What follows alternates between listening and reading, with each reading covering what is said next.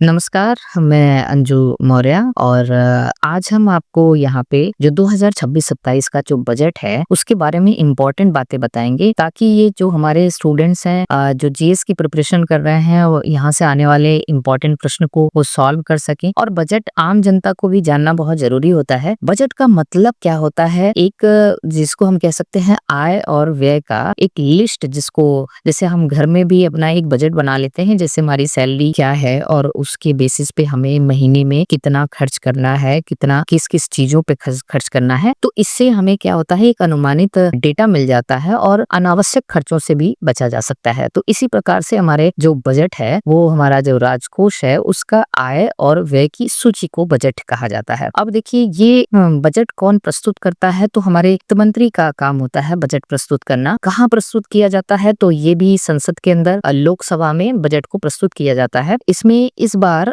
1 फरवरी 2026 को बजट पेश किया गया था। यहाँ पे एक सवाल पूछा जा सकता है कि पहली बार बजट पेश करने का संडे को बजट पेश किया गया, पहली बार रविवार को बजट पेश किया गया था। इसके पहले कभी भी रविवार को बजट पेश नहीं किया गया। सबसे ज्यादा बार बजट पेश करने का जो कह सकते हैं 21 बार मंडे को बजट पेश किया गया था। 21 बार, तो सबसे ज्यादा बार मंडे को बजट पेश किया गया है। और अगला सवाल यहाँ से पूछा जा सकता है, जो हमारी वित्त मंत्री निर्मला सीतारमण है वो लगातार 9 बार बजट पेश कर चुकी हैं। अगली साल वो रिकॉर्ड तोड़ देंगी, क्योंकि लगातार 9 बार जो है वो किसी महिला के नाम पर बजट पेश करने का जो आप कह सकते हैं रिकॉर्ड है वो है निर्मला सीतारमण के नाम पे। इसके पहले जो हमारे पूर्व वित्त मंत्री पी चिदम्बरम थे उन्होंने भी 9 बार बजट पेश किया। के अलावा जो प्रणब मुखर्जी के नाम पे 8 बार बजट पेश करने का रिकॉर्ड है। अब देखिए यहाँ पे इन्होंने लगभग 1 घंटे 25 मिनट का स्पीच दिया था और इस बजट का जो थीम है वो है विकसित और आत्मनिर्भर भारत का बजट। अब यहाँ पे एक चीज आपसे जो पूछा जाएगा कि 2026-27 का जो अनुमानित व्यय है वो 53.5 लाख करोड़ है। मतलब हम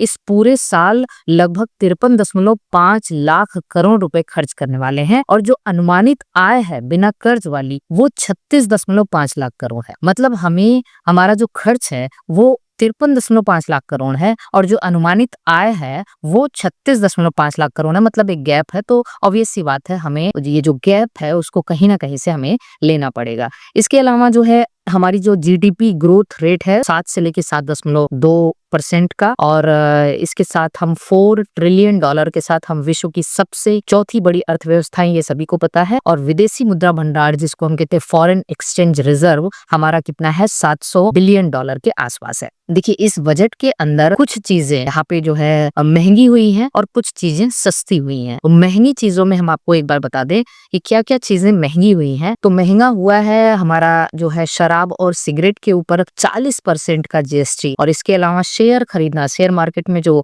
पैसे लगाते हैं शेयर खरीदना भी महंगा हो गया है। मिनरल्स महंगे हो गए हैं।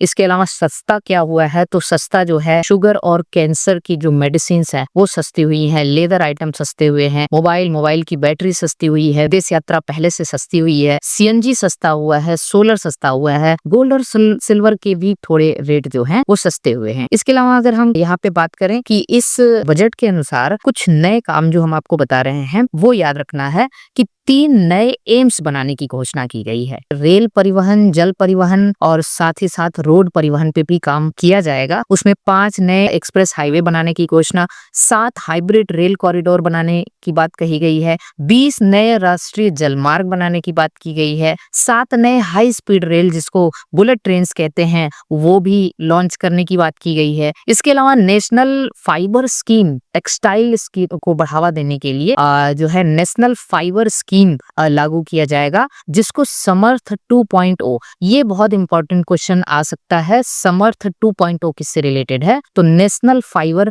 स्कीम, टेक्सटाइल स्कीम को, टेक्सटाइल इंडस्ट्री को बढ़ावा देने के लिए 3 नए एम्स के बारे में भी हमने आपको बता दिया है। साथ ही साथ भारत के हर जिले में एक गर्ल्स हॉस्टल खोलने की बात की गई है। खेलो इंडिया मिशन लॉन्च करने की बात की गई है और महिलाओं को क्रेडिट सुविधा के लिए सी मार्क तो यहाँ पे जो सी मार्क स्कीम लॉन्च किया जाएगा। Artificial limb manufacturing corporation of India, मतलब जो कृत्रिम अंग का निर्माण है उसके लिए artificial limb manufacturing corporation of India जो है उसके बारे में भी बात की गई है। अब यहाँ पे देखते हैं कि बजट जो हमारा जो व्यय का हमने बताया 53.5 लाख करोड़ आवंटित किया गया है, उसमें सबसे ज्यादा खर्च रेल मंत्रालय, ठीक है, रेल मंत्रालय में 2.9.3 लाख करोड़ रुपए का व्यय, अनुमानित व्यय बताया गया है कि रेल मंत्रालय के अंदर 2.9.3 लाख करोड़, लगभग 3 लाख करोड़ रुपए यहाँ पे खर्च करने की बात की गई है। साथ साथ डिफेंस फील्ड में 7.84 हजार रुपए करोड़ खर्च करने की बात की गई है। एग्रीकल्चर में 1.40 करोड़ रुपए खर्च करने की बात हुई है। एजुकेशन में 1.39 हजार करोड़ रुपए को खर्च करने की बात की गई है। तो ये सारी चीजें हैं। तो ये एक मोटे मोटे तौर पे हमने आपको बताया कि जहां से हमारे एग्जाम के अंदर सवाल आ सकते हैं, प्रश्न आ सकते हैं कि छोटे छोटे प्रश्न कि सब सर्वाधिक बार किसी महिला के नाम पे अगर बजट पेश करने का रिकॉर्ड है, वित्त मंत्री निर्मला सीतारमण जी, जिन्होंने 9वीं बार इस बार बजट पेश किया 1 फरवरी 2026 को, और लगभग इन्होंने 1.25 आवर जिसको कह सकते हैं उतना लंबा भाषण था इनका। और इसके अलावा हम बात करें कि पहली बार संडे को बजट पेश किया गया और इस बजट का जो थीम है विकसित और आत्मनिर्भर भारत का बजट। तो मुझे उम्मीद है कि काफी सारे पॉइंट्स यहाँ पे, बाकी आप एक बार डिटेल में भी जो जीएस के सर हैं वो आपको पूरा डिटेल में बताएंगे, लेकिन जितनी छोटी छोटी चीजें हैं वो हमने आपको बताया। और ओके, जय हिंद, बाय बाय।